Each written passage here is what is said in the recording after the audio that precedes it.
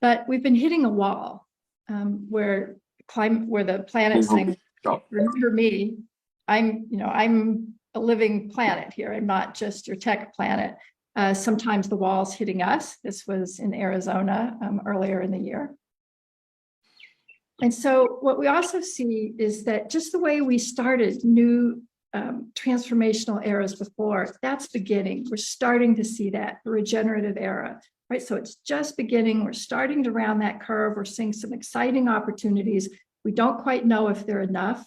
We don't know how to predict, but it's, we look at, are we going to be on that purple curve just going down, or can we build this regenerative era in time? And so what we're actually seeing is that the new era is inevitable now. And it's also inevitable that it's becoming an economy, right? So Credit Suisse did a study and they came back and said, the climate economy is about to explode. That's about the size of 150 trillion as we look at it today. It's when the world moves into new eras, if you don't sign on to the new era, there's a risk that you will go away, right? That you will go bankrupt. And that's what Mark Carney says.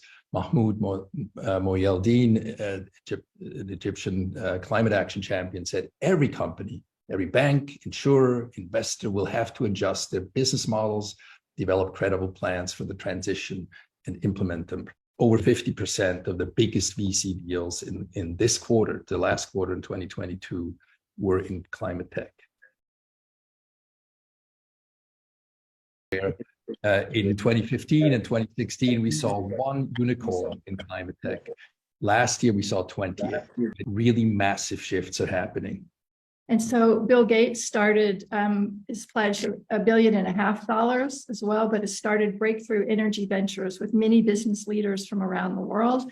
So he has Jack Ma from Alibaba and Jeff Bezos from Amazon, or Reid Hoffman from LinkedIn, Richard Branson from Virgin, and lots of other leaders from many countries. And these are some of the startups that are all energy startups.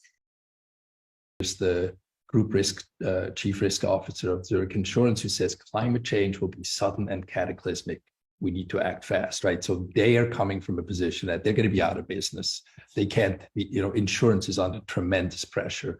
Walmart, the CEO of Walmart says, as a society, we are at an inflection point. If we don't act now, we may not have an opportunity to do something later. And so what that means when leaders make these kind of statements, when they make these kind of commitments, it permeates their organizations. How do they relate to their suppliers? How do they relate to, the transport, how they transport the goods? Everything now can be reoriented around this kind of new consciousness that comes from leaders.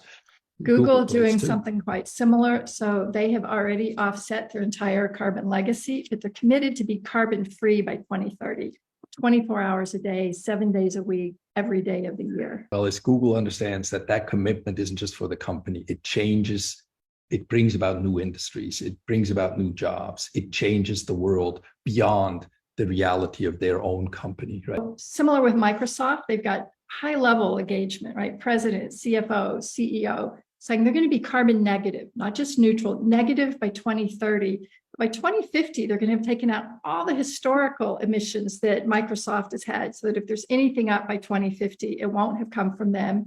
And because we don't know how to do that yet, we don't have all the solutions we need, they're putting in their own $1 billion climate innovation fund.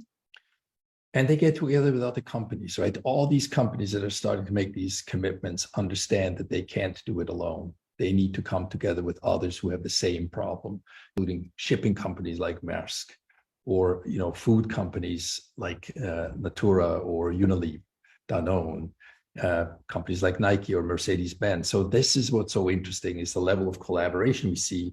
And also in this kind of way, where Nestle invests $1.3 billion, but really that investment impacts mostly their farmers, right? So with that, they can go to Fede and say, hey, Fede, you guys in Argentina are doing this really important regenerative agriculture, this no-till farming. What can we learn from you? How can we learn from maybe farmers that are doing that kind of regenerative farming for Nestle even, and transfer it to other farmers around the world?